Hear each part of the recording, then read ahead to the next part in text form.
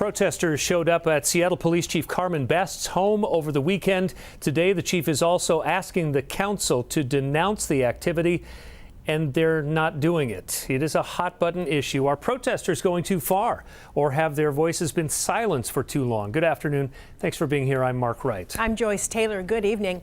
Well, city leaders want their personal lives separated from their professional ones, and they're looking for some peace and quiet. King 5's Chris Daniels joining us live outside Seattle City Hall with some context tonight about what's going on. Chris, good evening.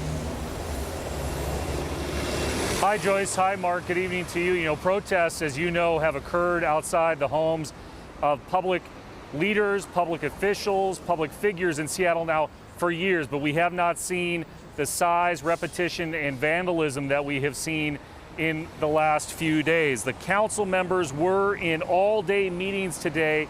A couple of them did address these protests, and they also did not discourage them.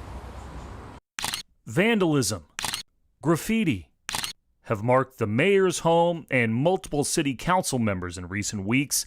On Saturday night in rural Snohomish County, a large group showed up at Police Chief Carmen Best's residence. We don't have guns. You're the ones with guns. And received a less than warm welcome from the neighbors. We have a right to walk there.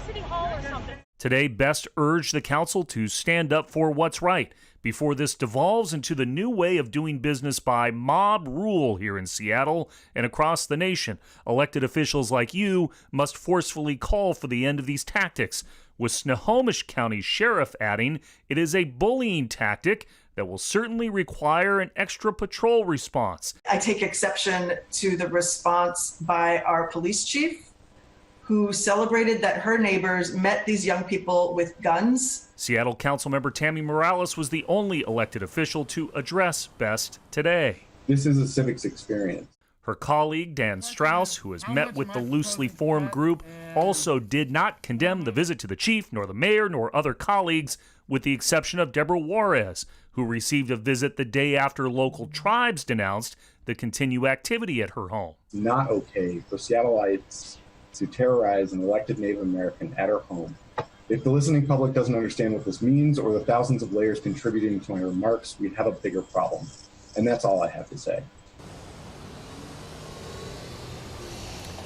Of course, all of this is centered around the continued discussion about defunding the police department and cutting back that police department budget. Those discussions continued today via a virtual council meeting, and there could be a committee vote on it later this week.